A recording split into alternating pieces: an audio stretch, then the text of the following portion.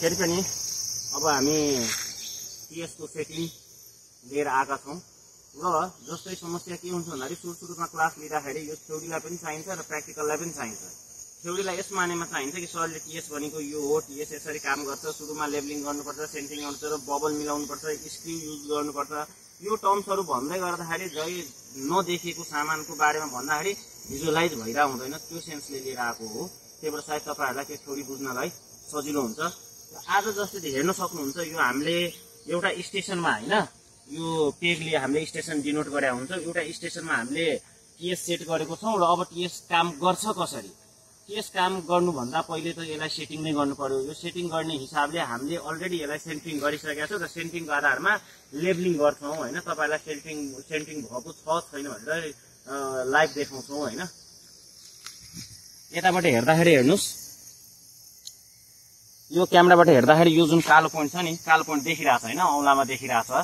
यो भनेको यसको मतलब के हो भन्दाखेरि हाम्रो त्यो स्टेशनको सेन्टर चाहिँ मेसिनको सेन्टरसँग कोलाइड भएको छ है। अब हामीले यसलाई के गर्छौं भन्दाखेरि लेबल मिलाउँछौं।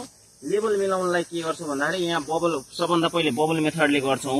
अहिलेलाई बबल हेर्दाखेरि हेर्नुस् त्यो कुनामा छ र यो चाहिँ रिङ भन्दा बाहिर रहेको अवस्था छ हैन। यो रिङलाई हामीले यो सर्कल भित्र ल्याउनु पर्ने छ, सिमिलर टु थेरोलाइट हैन, जुन अस्ति हामीले गरिसकेका छौं। त्यही भएर जतापटि छ लेग मेथडले, टु लेग मेथडले हामीले के गर्छौं भन्दाखेरि त्यसको अपोजिटतिर, जतातिर बबल छ त्यसको अपोजिटतिर मुभमेन्ट गर्छौं हैन, तलमाथि गर्छौं। यो गर्दाखेरि हल्लिरहेको जस्तो भइराछ हैन।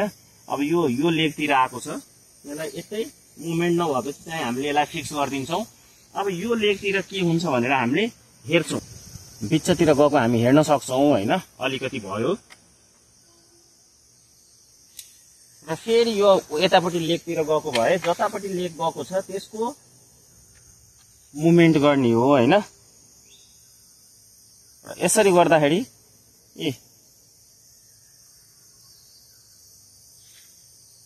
हाम्रो राम्रोसँग बिचमा आइसकेको देख्न सकिन्छ हैन। यति भएपछि हामीलाई फर्स्ट लेभलको लेबलिङ हैन, यो टीएसमा थेरोलाइटमा यति मात्रै हुन्छ हैन, थेरोलाइटमा लेग मात्रै हुन्छ। अहिले हामीले टीएसमा के गर्छौं भन्दाखेरि यसको आफ्नो पनि सेन्टरिङ मिलाउनु पर्ने हुन्छ, लेबलिङ मिलाउनु पर्ने हुन्छ, लेबलिङ मिलाउनु पर्ने हुन्छ। त्यही यो चाहिँ फर्स्ट स्टेपको लेभल मिलायौं। अब अन गरेपछि यसले फेरि लेबल गर्नलाई भन्छ र त्यो अनुसार यदि मिलेको छ भने ठिक छ, नभए हामीले बबल हेर्नु अझै पनि राम्रोसँग आइसकेको छैन हैन।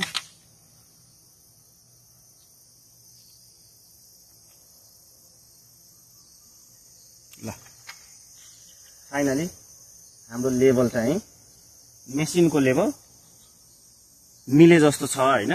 अब यसलाई फर्दर गर्नलाई के गर्छौं भन्दाखेरि हामीले अन गर्छौं मेसिन। यो हामी टपकनको मेसिन युज गरिरहेको छौं हैन। मेसिन पछि के फंक्सनहरु डिफरेन्स भइरा हुन्छ, तर लगभग आधारभूत चाहिने कुरा त सिमिलर नै हुन्छ। त्यही भएर अब यति गर्नेबित्तिकै हेर्नुस् यो बबल ठ्याक्कै हाम्रो के छ, सेन्टरमा छ हैन। यो हामीलाई के भन्छ भन्दाखेरि लिस्ट काउन्ट हामीले के गर्छौं भन्दाखेरि 20 बिलो है, 20 बिलो हामीले लाने गर्छौं हैन। 20 बिलो भयो भने हाम्रो सिलेबस अनुसार मिलेकै मानिन्छ हैन। र यो गर्दाखेरि हामीले फुट स्क्रू चलाएर गर्छौं र यो स्क्रू चलाउँदाखेरि यो दुईटा छ नि, यसलाई इनवर्ड गर्ने या त आउटवर्ड गर्ने। हाम्रो एक्स अलरेडी ठिकै छ, वाई लाई हामीले घटाउनलाई बढाउनलाई पहिले एउटा चलाउने कुन बढिरहेछ भनेर। मेरो राइट साइड इनवर्ड गर्दाखेरि तल घटिरहेछ, माथि बढिरहेछ हैन। त्यही भएर तल अलिकति गरौं, वाई लाई आउन दिनुस्।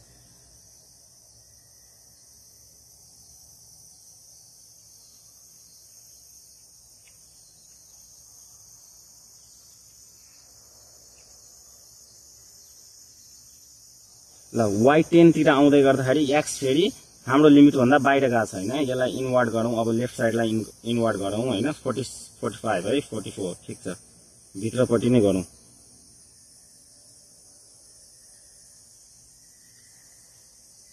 तपाईहरु माइनसमा देख्नु होला, त्यसले फरक पार्दैन है केही पनि। ल एक्स पनि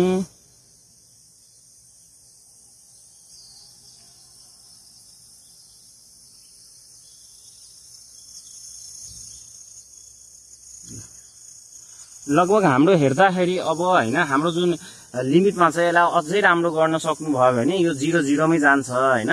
तर अहिलेलाई युज गर्नलाई हाम्रो यो चाहिँ ओके भयो है। यसलाई नै हामीले के भन्छौँ भन्दाखेरि टीएस युज गर्नलाई लेभलिङ र सेन्टिङको पोर्सन हामीले इन्ड गरेको छौँ है।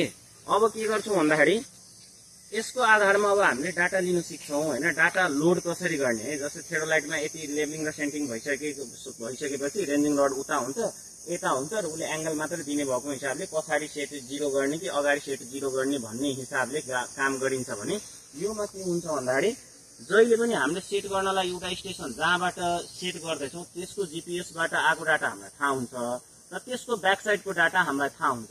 त्यही भएर अहिले हामीले जीपीएसबाट यो गर्नुभन्दा पहिले जीपीएसबाट डाटा लिइसकेको छौँ। त्यही भएर हामीले डाइरेक्ट लोड गर्न जान्छौँ होइन। लोड गर्दाखेरि के हुन्छ भन्दाखेरि जस्तै यो हेर्नुहोस् त सबभन्दा पहिले टीएसमा के छ भन्दाखेरि डाटा बुझ्नुपर्छ है। यो टपकनको जुनसुकै मेसिन युज गर्नुभयो भने यस्तै किसिमको संरचना आउँछ र हामीलाई अहिले काम गर्दाखेरि एउटा त हामीलाई जब सेलेक्सन गर्नुपर्ने हुन्छ, त्यसपछि जबको डिटेल गर्नुपर्ने हुन्छ र त्यसपछि कोअर्डिनेटमा गएर हामीले के गर्छौँ भन्दाखेरि सबै यहाँको जीपीएस को हाल्छौँ त्यहाँको जीपीएस को हाल्छौँ अनि त्यसलाई चेक गरिसकेपछि अगाडि काम गर्ने प्रोसेस गर्छौँ। त्यो सन्दर्भमा अहिले सबभन्दा पहिले जब सेलेक्सनतिर जाउँ, स्केप गरौँ। अब यहाँ हेर्नुहोस् मेजर हेर्न सक्नुहुन्छ, एसएचबी देख्न सक्नुहुन्छ, ओ सेट हेर्न सक्नुहुन्छ, कोअर्डिनेट हेर्न सक्नुहुन्छ। तर सुरुमा त हामीलाई काम के गर्नु छ जब सेटअप गर्नु छ। जब सेटअप गर्नलाई